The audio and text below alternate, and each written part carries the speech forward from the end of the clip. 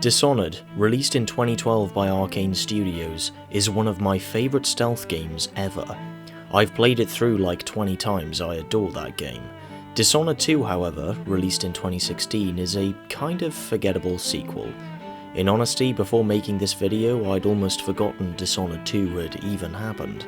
When I think of Dishonored, I think of the original. The thing is, it's not that Dishonored 2 is even a bad game. It's just underwhelming compared to the first. It's a disappointment, it's something that I really wanted to be good. I remember being really hyped for Dishonored 2 after that first reveal trailer, but then the game came out and it was just kind of okay. Dishonored 2 isn't a bad game, it really isn't. It's just not really that good either.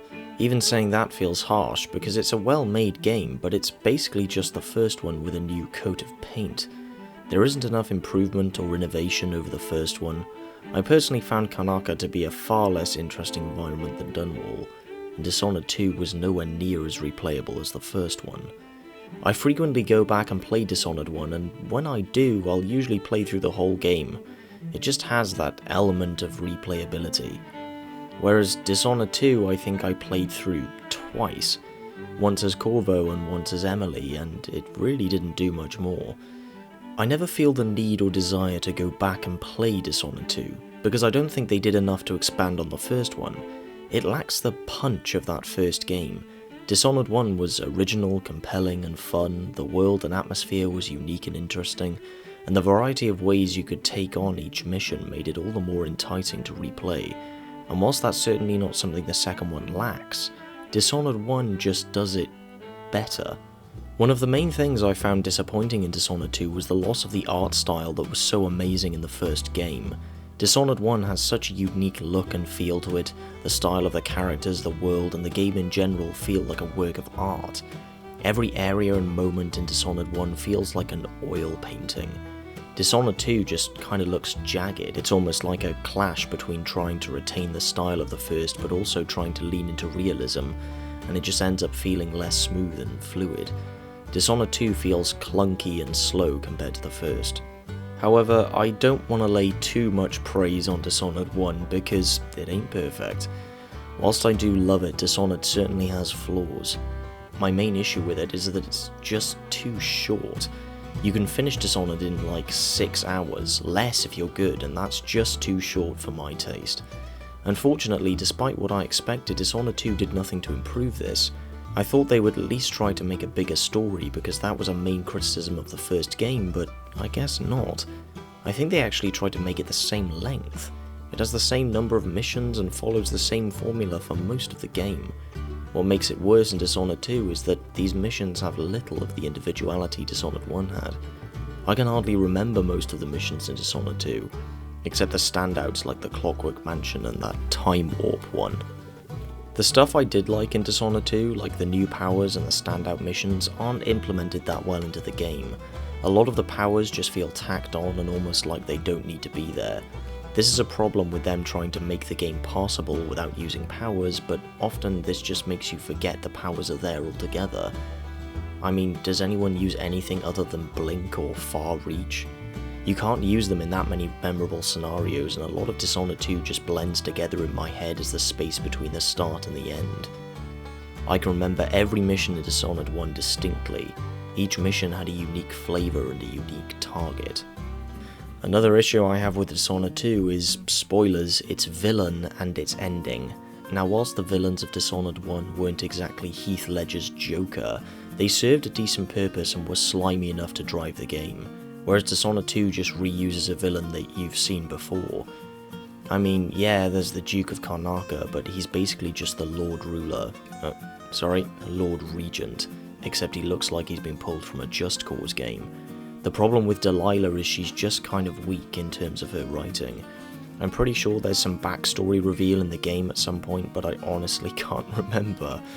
It's also weird that she just shows up at the beginning.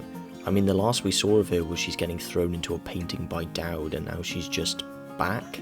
Delilah's presence as the main villain of this game also feeds into a weirdly specific gripe I have with video game villains.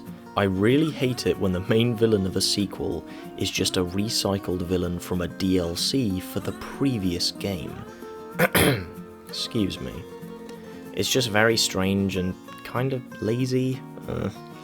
Like you're excited to battle this new threat and oh, it's that person from that DLC I played once for the first game. Pretty sure I killed them then, but no, I guess not. Guess they're just back. Pulled a Palpatine, as they say. 'Cause fuck me, I guess. The ending for Dishonored 2 lacked the poignancy of the first game's ending. Dishonored 1 has this cool, panning cutscene narrated by the outsider who'd mull over the state of the world depending on your choices. And weirdly, I found the high chaos ending of Dishonored 1, where, spoilers, you let Emily fall to her death, to be my favourite. It's super dark and ends on this really cool line from the outsider about Corvo's fate. Whereas I can't even remember what happens in the ending of Dishonored 2. I don't think playing as Corvo or Emily had any significant story implications, and one thing that really annoyed me about the second one's ending was the fact that the final line for the ending of the main game was just a teaser for the expansion. Like, come on, man. And no, I haven't played The Death of the Outsider, and I don't plan to. P.S. The original voice actor for the Outsider was better. The sad thing is that Dishonored 2 wasn't a bad game, it's just forgettable, and from a certain point of view that's almost worse, because if a game is good you'll remember it, but if a game is bad you'll remember that too. You'll remember how bad it was and it'll stick in your head as a terrible experience. But if a game does nothing to wow or surprise you, but also does nothing that infuriates you, you'll just forget you played it. And honestly, I think that's what happened with Dishonored 2, at least for me. Which is such a shame because the first one is so damn good. Maybe that's why they were afraid of straying too far from the formula, maybe they just wanted to play it safe. But in doing so they didn't fix any of the problems the first one had. They were just the same problems in sleeker graphics. If a game does nothing to elicit a personal response from you, positive or negative, you'll just forget it. I don't like shitting on things, honestly I prefer to be positive about something than being negative, but I wanted to talk about this because Dishonored is one of my favourite games and I've gone back to playing it recently. It's a really cool, unique, fun game, but the second one was just forgettable. I'm not even certain they'll make a third one, and I really want them to, because I really want to see more from this series. But when I say I want to see more, I want to see more, not just more of the same.